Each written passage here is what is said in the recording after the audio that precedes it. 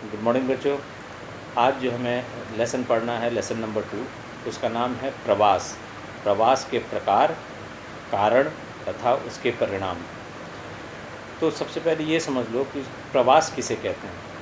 प्रवास का मतलब होता है किसी व्यक्ति या व्यक्तियों के समूह द्वारा जब अपने निवास स्थान का स्थायी परिवर्तन किया जाता है, यानी जिस निवास स्थान का वो है उसको त्याग कर किसी अन्य स्थान पर जब वो निवास करने जाता है तो उसको कहते हैं प्रवास, या ऐसे व्यक्ति या व्यक्तियों के समूह को प्रवासी कहा जाता है।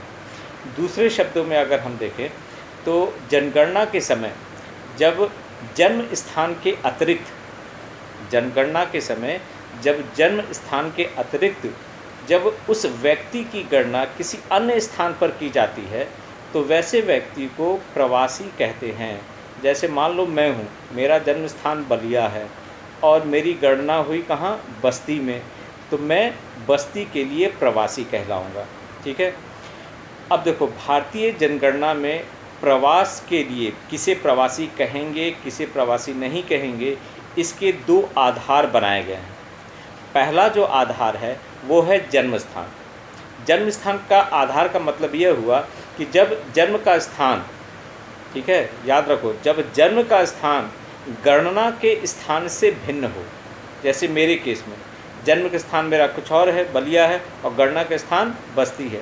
यानी जब जन्म का स्थान और गणना के स्थान में भिन्नता पाई जाए तो ऐसे लोगों को प्रवासी कहा जाएगा। ठीक है। ये जीवन पर्यंत प्रवासी से कहते हैं। प्रवासी तो हैं ही, ये जीवन पर्यंत प्रवासी, क्योंकि उनका जन्म का स्थान कोई और है और उनका गणना का स्थान कोई और है। तो सन 2011 की जब जनगणना हुई थी तो ऐसे भारत में 30.7 करोड़ लोग थे। 30.7 करोड़ लोग थे जिनका जन्म का स्थान कुछ और था और आगरण यानी जब गणना हो रही थी उसका स्थान कोई और था।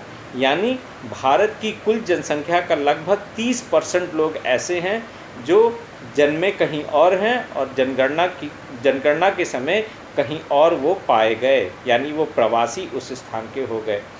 दूसरा आधार जो है वो निवास का आधार, यानी निवास का जनगणना के समय जो निवास है और पिछला जो निवास था वो कुछ और था।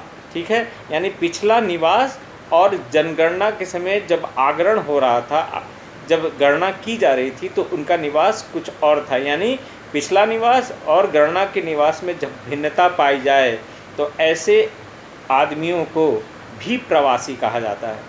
तो सन 2011 की जनगणना में इस प्रकार के 31.5 करोड़ लोग जो थे वो इस प्रकार के थे। किस प्रकार के? जिनका स्थान, जो पिछले किसी और स्थान पे रहते थे और जनगणना में जब काउंटिंग चल रही थी तब वो किसी और स्थान पे रह रहे थे। यानी भारत की कुल जनसंख्या का 31% लोग जो हैं वो इस प्रकार के, किस प्रकार के? निवास के स्थान के आधार पे उनको प्रवासी माना गया है। यानी दो प्रकार के प्रवासी, जन्म के स्थान पे प्रवासी और एक निवास के स्थान पे प्रवासी। ठीक है।